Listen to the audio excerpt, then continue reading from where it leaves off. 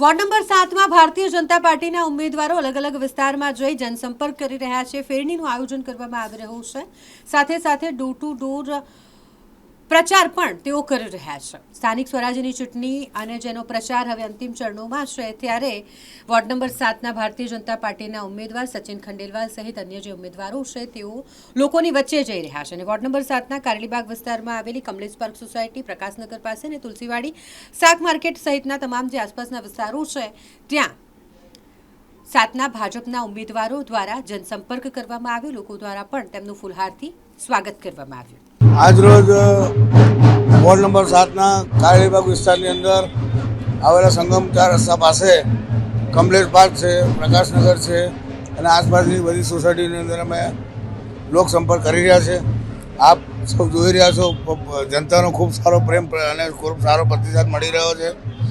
આટલો સારો પ્રતિસાદ જોતા અમને પૂરો વિશ્વાસ છે કે વોર્ડ નંબર 7ની જનતા અમારા 4 ઉમેદવારની પેનલને ભવ્ય વિજય અપાવશે અને વડોદરા શહેરના પ્રથમ ક્રમાંકે અમારી આખી પેનલ વિજયી થશે।